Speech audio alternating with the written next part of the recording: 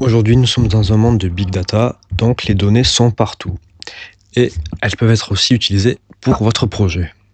Bonjour à tous et bienvenue. Aujourd'hui, nous allons voir pourquoi les données sont indispensables pour un PM et comment la data peut aider à piloter des projets plus intelligemment. Donc, comme je le disais, aujourd'hui, nous sommes dans un monde de big data.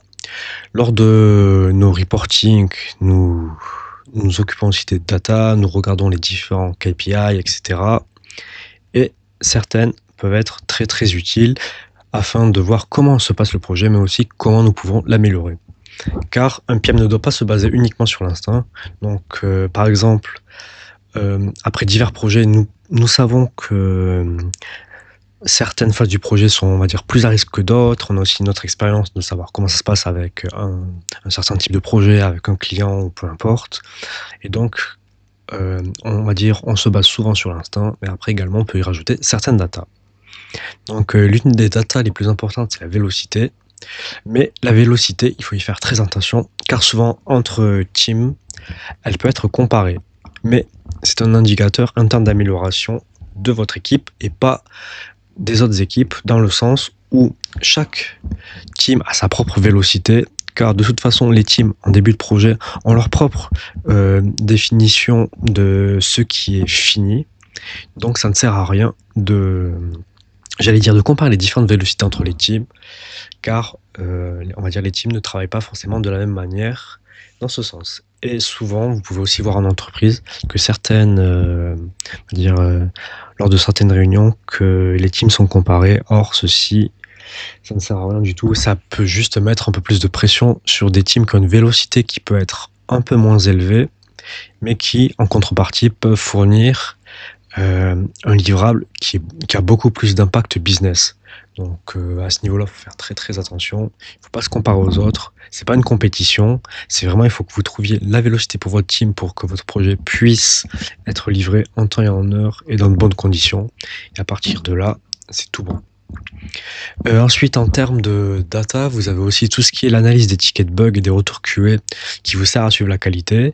Car par exemple, vous pouvez voir si certains tickets qui passent au QA retournent très rapidement vers les développeurs, ou si vous faites souvent face à des bugs à certains moments dans le projet. Et donc ceci, ça peut vous permettre de suivre la qualité du livrable et donc de déterminer quelle pourrait être la cause de ceci. Donc par exemple, ça peut être un développeur qui teste mal, ou alors un QA qui n'a pas toutes les informations pour tester comme il faut, ou qui ne sait pas comment tester. Donc dans le sens où ce qu'il testera ne sera pas, on va dire, la bonne exécution du test, et alors pour lui, ça sera quelque chose qui ne passera pas, donc le ticket sera rejeté et reviendra vers le dev. Et ensuite, il aura une perte de temps entre les discussions, les blabla, pour savoir ce qui se passe pas. Et donc ensuite, ceci, ça peut créer des retards en termes de livrables.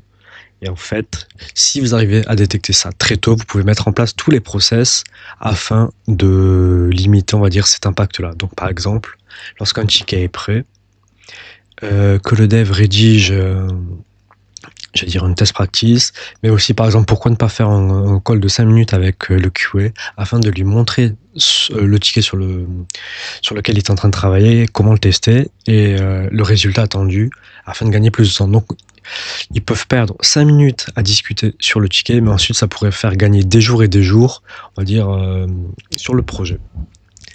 Et ensuite, vous pouvez comparer l'évolution dans le temps, ce qui est une preuve d'amélioration continue. Donc par exemple, au début du projet, votre vélocité peut être un peu plus basse, mais ensuite, une fois que tout devient, on va dire, un peu plus rodé, votre vélocité va s'améliorer, mais également, par exemple, ce que je disais concernant les retours QA ou le nombre de tickets, de bugs, etc.